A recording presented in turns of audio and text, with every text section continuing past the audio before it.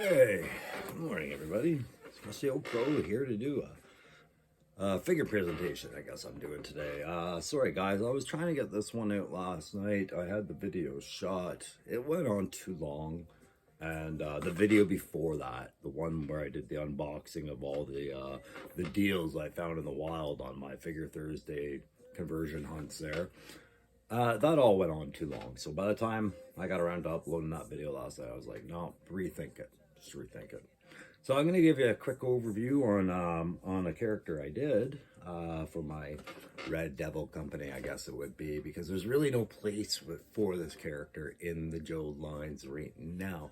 But I'm going to probably create one for someone like them. And I'm talking about my Lifeline. And if you guys are following the channel, subscribe. Thank you very much.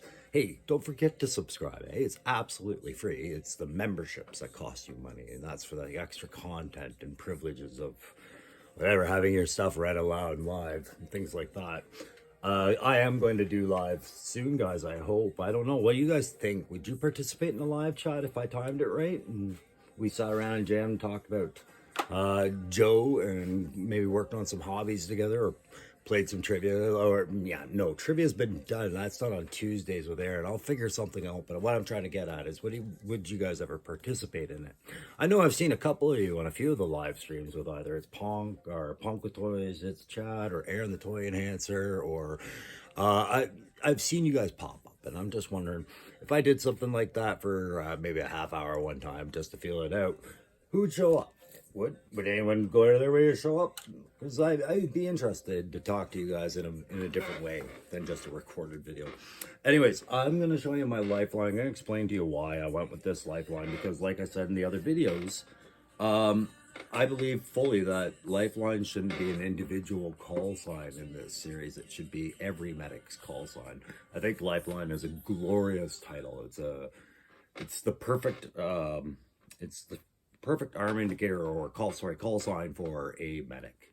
I think there should be like 12 lifelines in the history of Joe, and only maybe a couple of them should be the one we're used to in Mr. Steen there, or whatever his name was. What was his name? Let's go back and find Lifeline's file card for a second. So Edwin Steen is the Lifeline we're used to, and we think I think there's a very high possibility we're going to see him probably in 2024, 2025 for sure, at least in the Tiger Force line.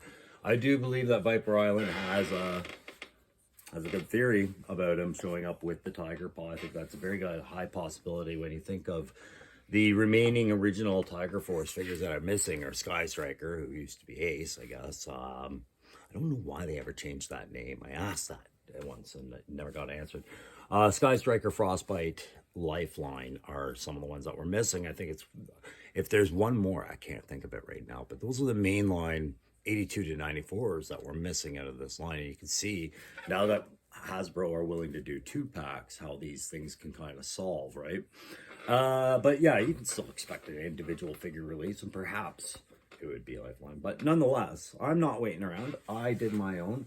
She's just not up on my shelf right now. I based my Lifeline. She's going over there. I'll take you over there. But I basically based my Lifeline off the stopping the nonsense that started in G.I. Joe about how if you're a medic and you have to live by that whole, do no harm as best you can, but protect your casualty, and you're gonna blow that up into some passive non-participant combatant, then why are they on the special forces that is G.I. Joe? Global Intelligence Joint Operations Element. I really like that for G.I. Joe. Why would there ever be a Lifeline that refused to fire a rifle? There wouldn't be, right? But a real medic isn't bound like that. The medics are bound by the Geneva Convention in their role. But if you're telling me they're not going to pick up a rifle and defend themselves and defend their casualty, I'm sorry, you got it wrong, buds. It's very important that medics be able to have the ability to fight back. And in Afghanistan, the medics we were with, you couldn't tell me there was one out there that wouldn't have picked up that rifle to defend one of us if we were down. There's just no way that would be there. They wouldn't be there. And that's the driving logic flaw to me about the G.I. Joe Lifeline character, because it even bleeds into Doc. Apparently, he's a big ass pacifist, too. It's fine for pacifism, but you don't send them to the front lines, and you certainly don't put them in an elite joint operations task force, right? So, anyways, I decided my lifeline would be very different. My lifeline would not be like Hacksaw Ridge. Mine would be more like some of the medics I worked with that very much can defend their patients, and do all that stuff. Um, it's critical to me. So yeah, I'm gonna take you over. Let's go have a look at who I call Lifeline Cross. Yeah, I did that because I think if you're gonna have multiple lifelines, you should have a last name. But so here we go. That was the aftermath of that battle for Kamakura's identity crisis, and Snake Eye's kit turned it a little south, I think. And of course, now we need a medic, right? And there's only so many medics. And I have none of them in my collection until I made my Red Devil Company medic. And I did the best I could to make her as much a tribute to the Lifeline character as I could, at least in the color scheme, if not in anything else. So I'll just bring her into the light, and we'll have a better look, and then we'll call it a day on that one. You guys can see my coffee cup, okay? What do you guys think? Good coffee cup? Yeah, I did a good job filling it this morning with creamer. Yeah, good. Sorry, I'm just getting that set up. Like I said, I had this whole video done last night, but I just, the crow, I'll go on too long. That one was clear. I went on too long. It was well past the 32-minute mark, if I recall. All right, so my Lifeline. It is a steel core trooper body. I'm sorry, I'm going to angle this so it's not pointed into the light.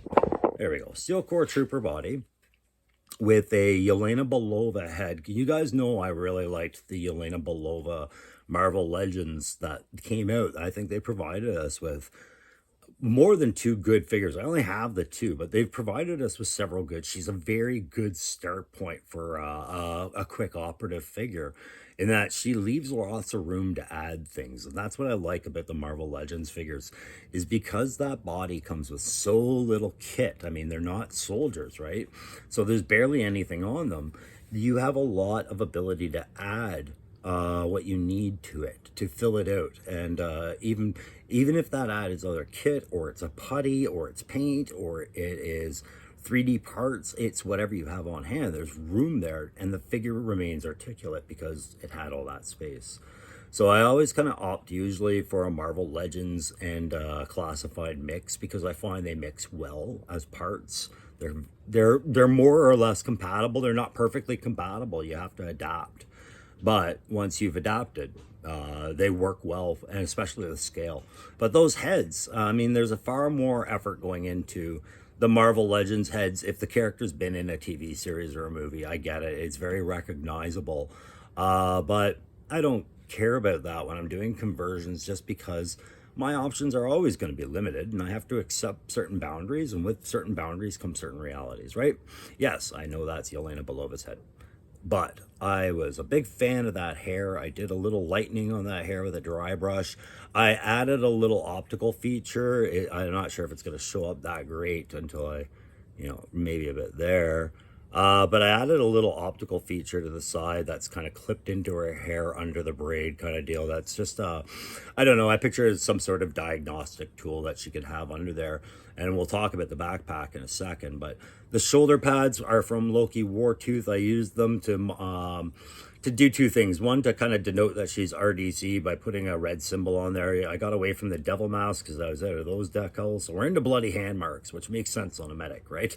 It's not the most moralizing thing you can see on a medic, and reminds me of a little bit of that silly Star Wars Stormtrooper thing that they had going on Force Awakens. But the other one's got, of course, the red cross symbol, which is, for her allies to know there's a medic on the field, but the enemies to realize, like, hey, if you shoot at this one, you're kind of going against the laws of combat as we know them. But I don't think Cobra ever follows those anyways.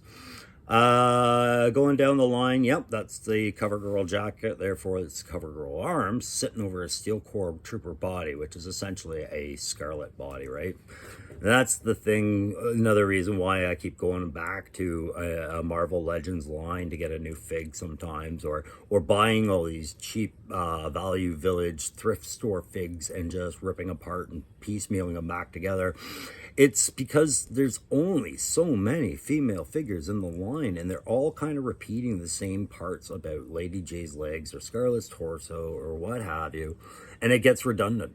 You keep seeing it. So I think by painting this all in the Lifeline colors, I've kind of drawn the eye away from the fact that it's a very familiar set of pattern.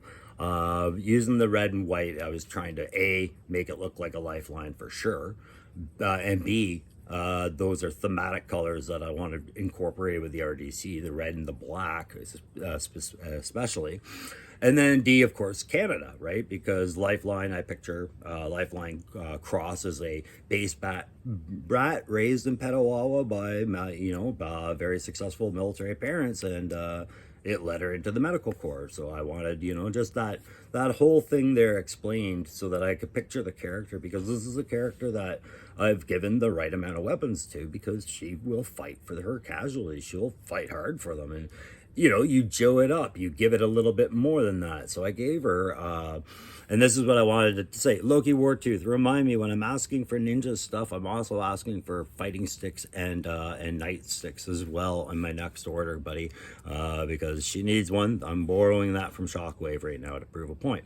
And that's going to lead me into the backpack that I made for her, because actually, I think it was Loki that was asking, what are you going to do with that Lady J backpack? And I know Loki, he had ideas too, but so did I. And it was always going to go to Cross, because I believe that this, Operation Blackout stylized camera that they rigged onto the early classified Lady J character, it's too good of a piece to let slip away or fade to obscurity. But it made more sense to me as another piece of optical diagnostic or analytical or even light shining equipment or magnification that a medic could really benefit from when examining an injury in, say, low light conditions or something.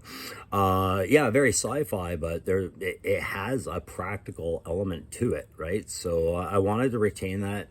I wanted to keep the Lady J backpack, so I just built on it. I extended the sides out, one for just some extra medical gear. Clearly, whatever, you deposit the gear there, and then add this thing, which if you look at it, that's actually cargo crates from a 1/44th scale grav tank from a Star Wars model I got.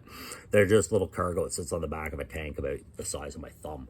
But I thought they'd be great to carry plasma, blood transfusions, anything, liquids, things like that, because they look hard packed, stable, and designed to carry stuff like that.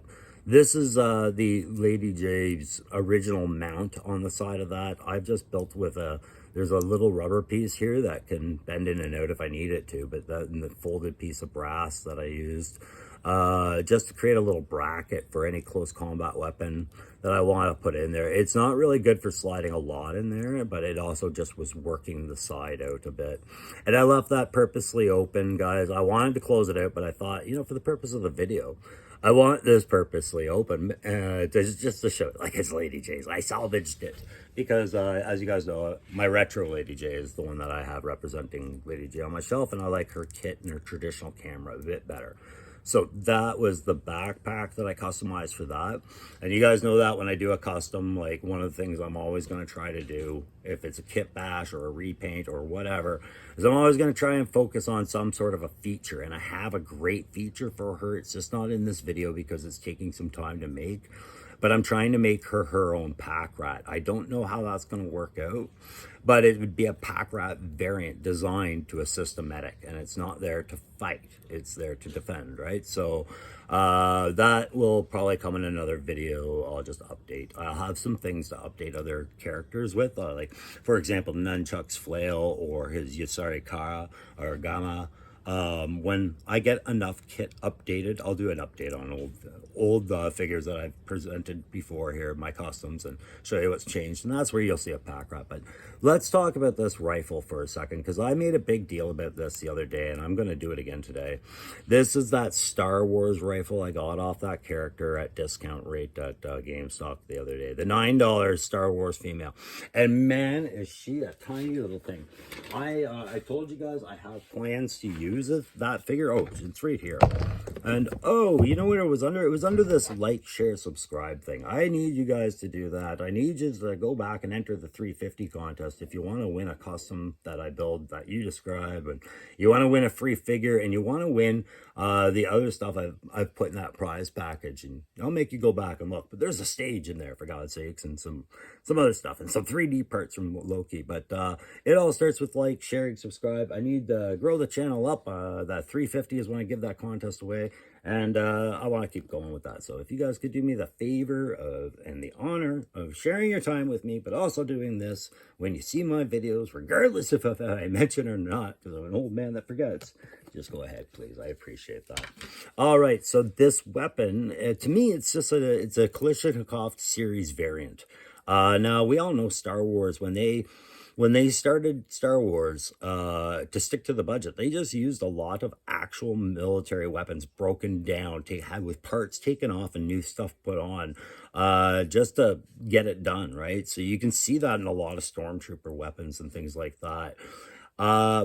Normally, if I was a collector of Star Wars, let's say, I would maybe get upset about that gun. I don't know. I would feel like the designers weren't trying anymore and saying, well, you're just going to go grab some street modified version of an AK-47 or 74, and you're just going to paint it another color and call it Star Wars. That's bullshit.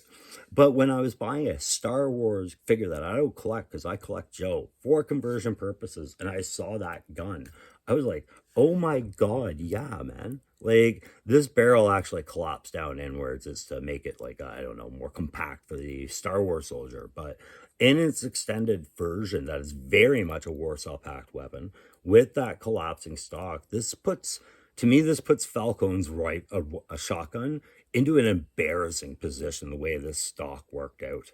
And I think I would love this on the back of an Uzi or a MAC-10 as well. There's the figure it came from, and I'm going to show you. There is a considerable size difference, right?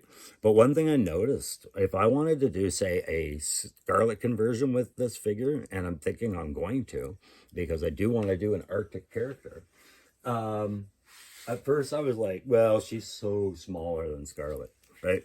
So much tinier. But then I noticed Scarlet's wearing some substantial pumps here. If you look at where this heel curves, that's actually where her heel is. All of this is boot, like rubber, right? So she's wearing elevating shoes like Tom Cruise would be in a set. So she's actually closer to the girl's height. So it's a compatible figure as I see it. And that's how I'm playing it. Wanna fight me about it? Go to the comments and participate. You fell for my trap.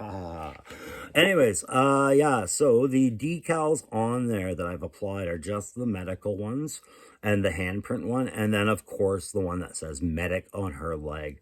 I got these from an apocalyptic decal set for 1/35th scale cars and whatnot. And yeah, I'm glad I had a place for it on her. I think that if I couldn't get the word rescue, medic was equally good choice, and it does actually help remind me, or I think it would help remind somebody who is like, okay, what are you doing to that Lifeline character? Why is it a girl? At least I think this would help you say, well, yeah, at least you knew it was Lifeline, right? So yeah, I'm gonna go put this back on the shelf of conversions. I think the shoulder pads, I said they were two function, and I forgot to mention why. There was one conversion hiccup with this figure when I was kit bashing, and I haven't solved it yet, but it's got a solution to it. So CoverGirl arms are not really designed to go into a Scarlet torso. Because of the jacket layer, I guess, and I don't know, but the pin receivers, so the male and female ends of the shoulder sockets that go in there, for some reason, they won't push in the whole way, and it's due to the width of the male end. It's very wide, and the female end is very tight. And so even with hot water or a heat gun, I had to really push it in there. I had to really struggle it in there, and I found, it just wouldn't go in all the way without, compromising problems. This isn't getting any better, is it? It's really sounding bad. Struggle it, push it in there. Anyways, so there was a little gap. Now the arms seat fine and they're functional, and you can do stuff, you can pose them, but every now and then you can tug it a little bit and it'll pop out. But what I found was I needed those shoulder pads to kind of cover the gap a little bit. Yeah, they helped me display the medical patches. I couldn't fit on the shoulder, and yeah, they covered up the CoverGirl Wolverine logo that I didn't really need to paint over. But overall, I'm not a big fan of having the shoulder pads on there. I wish I had some smaller ones, kind of.